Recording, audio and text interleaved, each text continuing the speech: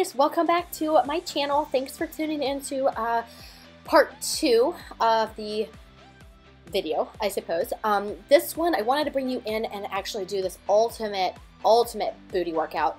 When I say ultimate, I mean like this is a very glute isolated workout outside of maybe like one exercise that incorporates more of the lower body, but had such a good workout. My glutes were on fire at least 2 to 3 days later. I ended up going a little bit heavier on the hip thrust that I normally do, and so sometimes you just gotta do it, guys, right? So I wanted to kind of go over a little bit of this workout here through a voiceover. Once again, I did warm up with about 10 minutes of inclined treadmill. I just walked, and I also gave it a little bit more of a challenge by adding the spiral band. The spiral band does give a little bit more resistance to your normal things. Now this particular exercise, you'll notice that I actually just only have the spiral band in the middle. There are 2 little clasps that you can add an additional resistance band to really make certain exercises more challenging. But obviously when you walk, when you run, when you lunge, you need all of that range of motion. You need to be able to let your body perform the movement properly, but also with a little bit of resistance. And that's really what I think the spiral band really helps with. And then in particular exercises, I will add that second resistance band in the middle to really make it more challenging. And obviously there will be less range of motion as well. So warm up with a inclined treadmill, spiral band. I ended up bringing the what's that called? The speed down to about 1.2 miles per hour when I do lunges. And when I do lunges, I also always have my hands just rest on the handles, just in case. You never know. It's just more of a safety thing, but don't use your hands to pull yourself up from these lunges. That's very important, so you can get the best bang for your buck.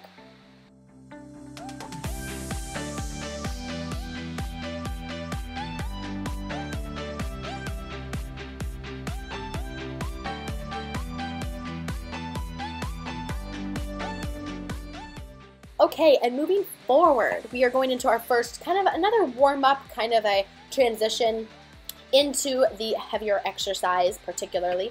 This is the side-to-side step-ups with the kick-out. Now, you'll notice I'm going to do 2 versions here. You can focus on just one leg at a time.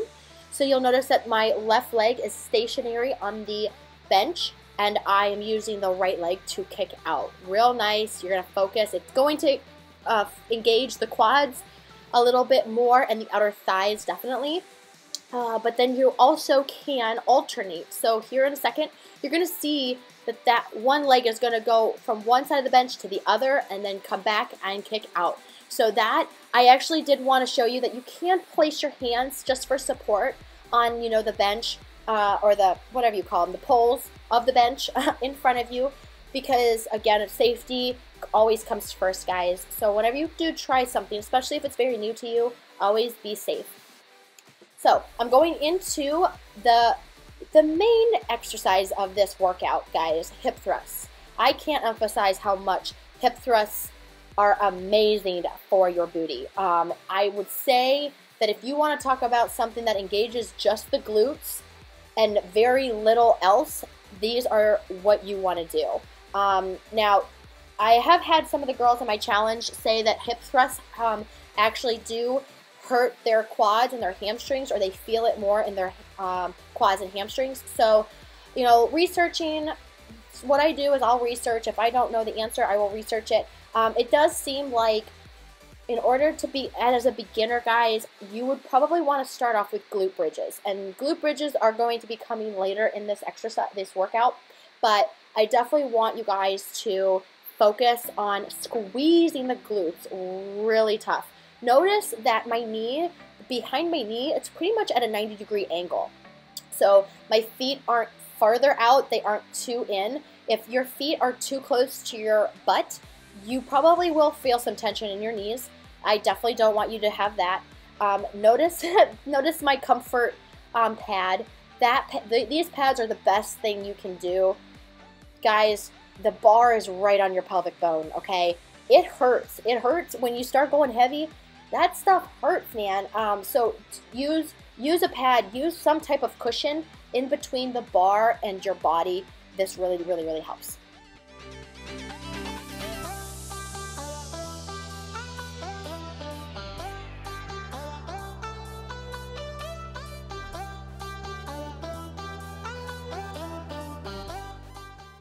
All right, guys, and something I do want to emphasize with you, when you guys know what muscle group you are working, really focus on the squeezing that particular muscle, okay? Perform the movement by moving and squeezing and contracting that particular muscle, because that's really how you're going to get that mind-muscle connection. And it sounds so weird and philosophical, but it truly does work. When you actually know what muscle groups you are working in every particular exercise, you aren't just going through the movement. It's easy to go through a movement and just like push and pull and move around and do whatever, and it's a lot easier to do that, and that's why you guys might not be seeing the results that you want to see, particularly because you aren't focusing in and narrowing in on that particular muscle. So for these, definitely, obviously this whole workout is for glutes, so this one, right at the top, squeeze for 2 to 3 seconds and then come on down, and do not touch your butt to the floor, okay? Notice that obviously my upper body is on a bench. This one, it's a little bit more sketchy because I don't have any support on both of the sides, so you'll ultimately want like a isolated bench. But I did just kind of take over this chest press area. I apologize, gentlemen. But God, it works so good, guys. You guys will love this workout if you do follow it. So now I am going into 225 pounds here. Obviously, that's a lot of weight on my pelvic area, and so I actually doubled up on the cushion. You probably can't see it because of the 45-pound bar plates are in the way. But you'll see it soon. So we're getting there, guys. I'm getting. All right, and here we go. Notice that I'm not using momentum. It is all through my glutes. I'm squeezing up. Hold it 2 to 3 seconds. Squeeze and drop. You guys will really feel it. Now 225, guys. Like I said, I can go pretty heavy on this. Next round, I'm actually going to try to get to 275. We'll see how that goes. You might follow, if you follow me on Snapchat, I'm sure I'll be posting that one. But just go to a point where it is so challenging for you. I don't want you guys to injure yourself. I want you guys to be safe, but I want you to be able to challenge yourself properly.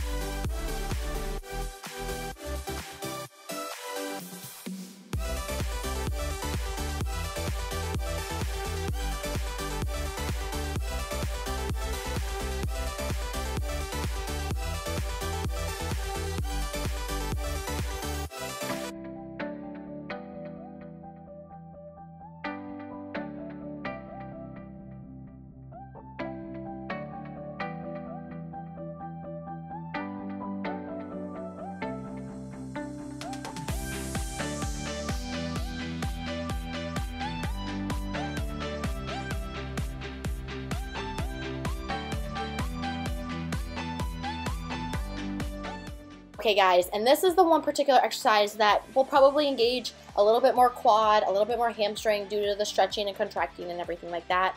But I love Bulgarian squats, and you better believe that's going to be in this workout. So, also getting more innovative. While I was doing the Bulgarian squats, I decided, okay, let's try this type of movement. So I went into a Bulgarian squat into a one-legged deadlift. Of course, the deadlifts are going to work a little bit of hamstrings, but it will definitely engage the glutes. And honestly, guys, I think I could only do 8. At this point, I could probably only do 8 on each leg. So don't feel bad if you can only do 3 or 5 or 6. Just focus. And at this point, I really want you guys to focus on your balance, because that one after the hip thrust might be a challenge. Alright, second to last exercise. This, guys, is a glute bridge. It's actually a decline glute bridge, very similar to a hip thrust. But this one will be better for beginners. And this one I actually incorporated the spiral band. So I'm not sure if you guys have seen bands around the thighs and people just doing the actual glute bridge where you bring your butt up in the air. The band around the thighs isn't going to do anything for your glutes or your thighs unless you do the abduction, where you'll notice that my knees are coming outward. So just focus. This is actually 2 movements. So the glute bridge, where you bring your glutes up off of the floor, and then you're going to take your knees out to the outside. Those are 2 separate exercises. So if you're going to have a band around your knees, make sure that you're bringing your knees outward, because otherwise the band is useless right around the knees. I'm finishing off with the reverse hyperextensions with the spiral band again. Like, seriously, a burnout for the glutes. I hope you guys like this, and let's move on to food, shall we?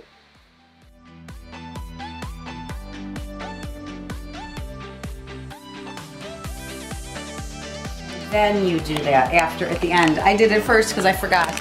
So you chop it up at the end? Yeah. You chop up the avocados, put everything in and then chop through it. But I did it at the beginning, so I guess you could do it. That's okay, but it looks really good. Yeah.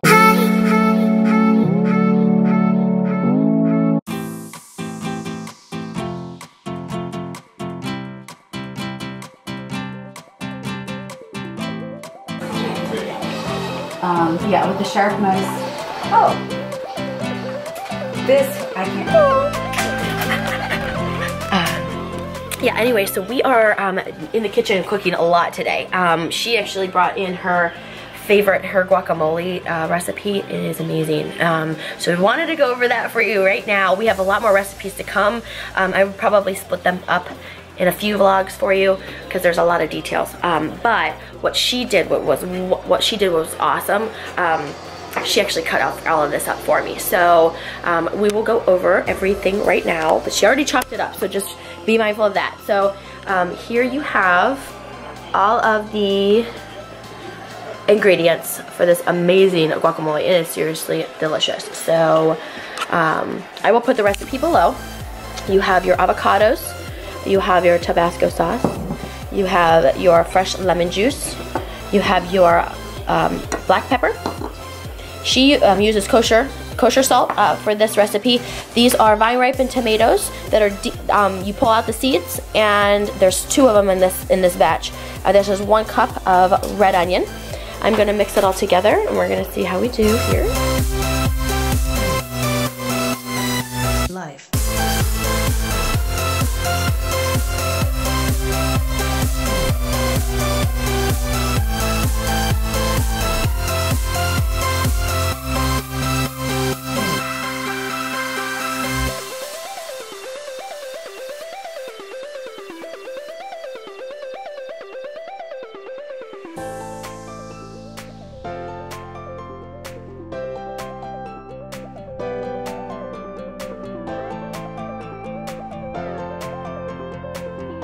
Come here.